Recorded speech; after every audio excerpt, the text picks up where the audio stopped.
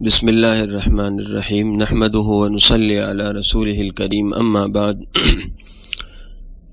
تیسرے سپارے کی ابتدا ہو رہی ہے اور تیسرے سپارے کے جو تیسری آیت ہے اس کے اندر قرآن کریم کی عظیم اور افضل ترین آیت الکرسی ہے، جس میں اللہ کی توحید کا مضمون ہے۔ اللہ تعالیٰ نے اپنی شان خود بیان کی کہ اللہ وہ ہے جو ہمیشہ زندہ ہے اور ہر چیز کا نگران ہے، اس کو تھامنے والا ہے۔ وہ اونگ سے اور نیند سے کبھی مغلوب نہیں ہوتا، ہر چیز اس کی ملکیت ہے۔ قیامت کے دن کوئی اس کے سامنے اس کی اجازت کے بغیر کسی کی سفارش کرنے کی ہمت نہیں کر سکے گا۔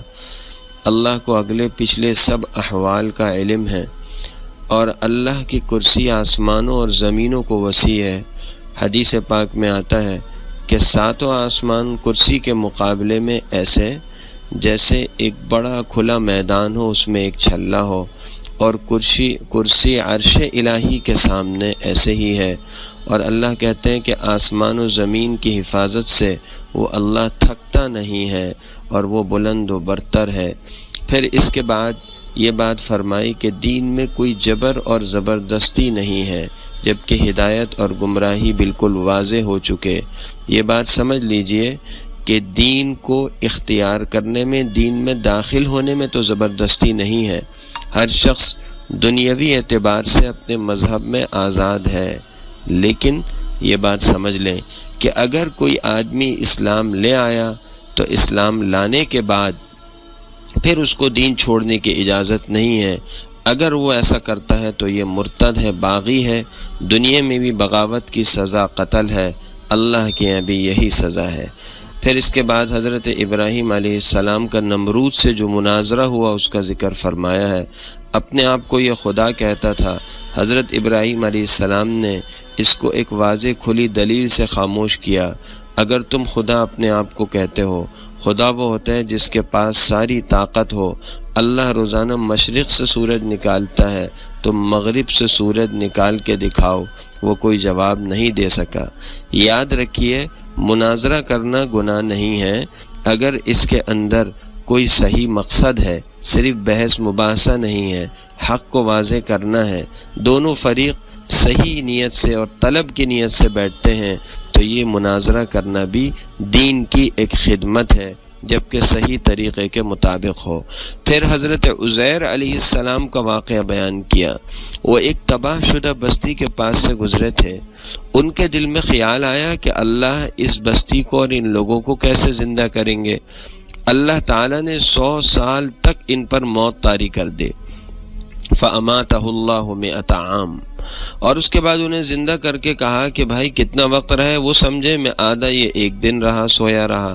اللہ نے کہا نہیں، 100 سال آپ پر موت رہی ہے، لیکن عجیب بات یہ کہ ان کا کھانا، ان کا پانی وہ خراب نہیں ہوا۔ ان کا گدھا جس کی ہڈیاں بالکل گل سڑ چکی تھیں، ان کے سامنے وہ گدھا دوبارہ زندہ ہوا۔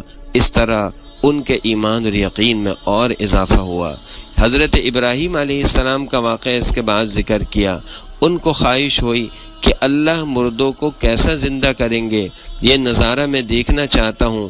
اللہ تعالیٰ نے فرمایا 4 پرندے لو، ان کو ذبح کرو اور بالکل ان کا قیمہ اکٹھے کر دو، اور اس کے بعد ان کے 4 پہاڑیوں میں ان کے 4 حصے کر کے رکھ دو، پھر آواز دو تو وہ تمہارے پاس دوڑتے ہوئے آئیں گے۔ ایسا ہی ہوا۔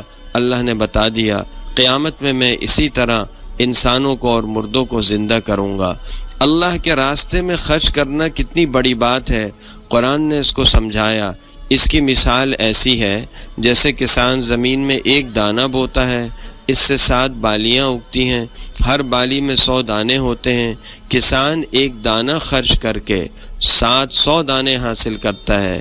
یہی حال اس شخص کا ہے جو اللہ کے راستے میں 1 روپیہ خرچ کر کے سینکڑوں نیکیاں کما لیتا ہے۔ آگے سود کی حرمت کا اعلان ہے۔ اللہ تعالیٰ نے سود کے بارے میں کہا کہ یمحق اللہ الربا ویربی الصدقات، دیکھو سود بظاہر بڑھتا ہوا نظر آتا ہے لیکن اللہ اس کو گھٹاتے ہیں، صدقہ کم ہوتا ہوا مال کو کم کرتا ہوا نظر آتا ہے، اللہ صدقوں کو اور صدقے والے مال کو بڑھاتے ہیں۔ کس طرح؟ جس مال میں سود آ جائے گا اور جو سود کے ذریعے سے حاصل ہوگا اس کے اندر سے برکت نکل جائے گی، بلکہ بعض بزرگوں نے فرمایا کہ 40 سال کے بعد تو سود خور کا مال برباد ہو ہی جاتا ہے، اور صدقے سے مال بڑھتا ہے، اس کے اندر برکت آتی ہے، اللہ تعالیٰ سکون دیتے ہیں، خوشیاں دیتے ہیں، اور آخرت کا اجر و ثواب تو ہے ہی۔ پھر اللہ نے ایک بات فرمائی کہ اگر تم سود نہیں چھوڑو گے فَأْذَنُوا بِحَرْبٍ مِّنَ اللَّهِ وَرَسُولِهِ، اللہ کی طرف سے اور اس کے رسول کی طرف سے اعلان جنگ ہے۔ یاد رکھیے سود پر یہ جو وعید ہے، یہ وعید، یہ سزا، اس کے علاوہ ایک ہی گناہ پر آئی ہے، وہ ہے اللہ کے ولی سے دشمنی کرنا۔ اس کے علاوہ کسی گناہ پر اتنی سخت سزا نہیں آئی۔ سود کا 1 روپیہ کھانا اپنی ماں سے 70 مرتبہ برائی کرنے سے بڑا جرم ہے، اللہ حفاظت فرمائے۔ اس کے بعد یہ قرآن کریم کی ایک طویل ترین آیت ہے جس میں مالی معاملات کے حوالے سے ہدایات دی ہیں اور ادھار لین دین سے متعلق تجارت اور رہن کے مسائل کو بیان کیا ہے۔ قرآن کہتا ہے اگر ادھار کوئی لین دین ہو، تجارت ادھار ہے، کسی سے قرض لیا ہے تو اس کو لکھ لینا چاہیے، صاف لکھنا چاہیے، کتنی مدت ہے، کتنا مال لیا ہے، کس طرح ادائیگی ہوگی۔ اس آیت کے اندر اس طرح کی ہدایات ہیں جس سے پتہ چلتا ہے کہ شریعت میں مالی معاملات کی کس قدر اہمیت ہے۔ پتہ یہ چلا کہ معاملات کی صفائی کے بغیر دین مکمل نہیں ہو سکتا۔ آخر میں ایک دعا بھی ہے اور وہ دعا بندوں کو سکھلائی گئی کہ اللہ سے مانگیں، یا اللہ ہم بھول جائیں یا غلطی کریں تو ہم پر پکڑ نہ فرمائیے گا، جس چیز کی طاقت نہ ہو وہ بوجھ ہم سے نہ اٹھوائیے۔ پچھلی امتوں پر جو بوجھ تھا، سخت احکامات تھے، یا اللہ ہم میں اس کی سکت نہیں، ہم پر ایسا بوجھ نہ رکھیے گا، ہمیں معاف کر دیجئے، بخش دیجئے، رحم فرمائیے۔ آپ ہی ہمارے کارساز ہیں، کافروں کے مقابلے میں ہماری مدد فرما دیجئے۔ سورہ آل عمران شروع ہو رہی ہے۔ نبی کریم صلی اللہ علیہ وسلم کے پاس نجران مقام کے عیسائی 60 افراد کا وفد لے کر آئے، اور ان کا دعویٰ یہ تھا کہ حضرت عیسیٰ علیہ السلام اللہ کی خدائی میں اللہ کے ساتھ شریک ہیں۔ ان کے کچھ دلائل تھے کہ حضرت عیسیٰ علیہ السلام کو قرآن نے کلمۃ اللہ، روح اللہ کہا۔ حضور صلی اللہ علیہ وسلم نے دلائل سے توحید خداوندی کو ثابت کیا، ان کے عقیدہ تثلیث کی تردید فرمائی۔ شروع میں اس کا مضمون ذکر ہے، ساتھ میں یہ بات بھی آئی کہ قرآن کی کچھ آیتیں تو محکم ہیں جن کا مطلب واضح ہے، صاف ہے، انہی آیات میں غور کرنا چاہیے، اور کچھ متشابہ ہیں جن کی مراد واضح نہیں ہے، جن کے معنی ہمیں نہیں معلوم، اس کے پیچھے نہ پڑے۔ ہاں، جن کے دلوں کے اندر کمزوری اور خرابی ہوتی ہے وہ اس کے پیچھے پڑتے ہیں اور اس کے اندر کیڑے نکالتے ہیں، لوگوں کے دلوں میں اس کے ذریعے سے شکوک و شبہات پیدا کرتے ہیں۔ آج بھی اللہ معاف فرمائے، دین دشمنوں کا ایک بڑا طبقہ ہے جو اس طریقے سے لوگوں کو دین سے گمراہ کر رہا ہے اور دور کر رہا ہے۔ اللہ ہم سب کی حفاظت فرمائے۔ پھر فرمایا کہ اللہ تعالیٰ نے من پسند چیزوں کی اور خواہشات کی محبت انسان کے دل میں ڈالی ہے اور ان کو خوشنما کیا۔ عورتوں کی محبت ہے، بچوں کی محبت ہے، مال سونا چاندی کا ڈھیر ہے اس کی محبت ہے، گھوڑوں کی اور کھیتی باڑی کی محبت ہے۔ قرآن کہتا ہے یہ سب دنیا کا سامان ہے، اللہ کیا جو آخرت میں نفع ہے وہ اصل ہے۔ پھر کہا میں بتاتا ہوں اس سے بہتر کیا چیز ہے، جنت کی نعمتیں، اللہ کی رضا، یہ جو چیزیں ہیں ان کو حاصل کیا جائے اور ان کو حاصل کرنے کی فکر کی جائے۔ اللہ تعالیٰ ایک بات آگے ایک اور فرما رہے ہیں، لا يتخذ المؤمنون الکافرین اولیاء من دون المؤمنین، مومن کبھی کافروں کو اپنا دوست نہ بنائیں۔ یاد رکھیے مومن صرف مومن سے ہی دوستی لگا سکتا ہے، کافروں سے قلبی تعلق، محبت کا تعلق حرام ہے۔ ہاں، رکھ رکھاؤ ظاہری ہو، وقتی ضرورت ہو، کسی مصلحت سے ہو، ماحول کو سازگار رکھنے کے لیے ہو تو شرعی حدود کا خیال رکھتے ہوئے اس کی اجازت ہوگی، اسے مدارات کہتے ہیں۔ ہاں علماء سے یہ پوچھ لینا چاہیے۔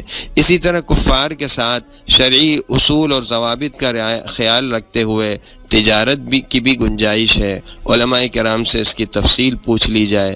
پھر 3 واقعے ذکر ہیں۔ ایک ہے حضرت مریم علیہ السلام کی پیدائش کا۔ جب حضرت مریم کی والدہ کو حمل ہوا، انہوں نے منت مانی، اللہ آپ نے مجھے بیٹا دے دیا، اسے آپ کے دین کے لیے وقف کر دوں گی، بیت المقدس کی خدمت کے لیے اس کو بالکل یکسو کر دوں گی۔ انہیں بیٹی عطا ہوئی، حضرت مریم علیہ السلام پیدا ہوئیں۔ ان کا دل ذرا اس معاملے میں دل تھوڑا کمزور ہوا، انہیں افسوس ہوا۔ اللہ نے کہا وَلَيْسَ الذَّكَرُ كَالْأُنثىٰ، جو بیٹا تو نے مانگا تھا وہ اس بیٹی کی طرح نہیں ہے جو ہم نے دی ہے۔ پتہ یہ چلا دینی معاملات میں بعض اوقات بیٹیاں بیٹوں سے بھی بڑھ جاتی ہیں۔ بیٹیاں اللہ کی رحمت ہیں۔ بیٹی کی پیدائش پر دل چھوٹا نہ کریں، اللہ کی رحمت کو خوشی سے قبول کریں۔ دوسرا واقعہ حضرت زکریا حضرت یحییٰ علیہ السلام کا۔ زکریا علیہ السلام کا ذکر فرمایا۔ حضرت مریم چھوٹی تھیں، ان کے ہاں تربیت پا رہی تھی، ان کی ایک کرامت ظاہر ہوئی، بغیر موسم کے پھل ان کے ہاں تھے۔ زکریا علیہ السلام نے پوچھا یہ کہاں سے آئے؟ انہوں نے کہا من عند اللہ، اللہ نے دیے ہیں۔ حضرت زکریا علیہ السلام کے دل میں خیال آیا جب اللہ بغیر موسم کے پھل دے سکتے ہیں تو بغیر موسم کی اولاد بھی دے سکتے ہیں۔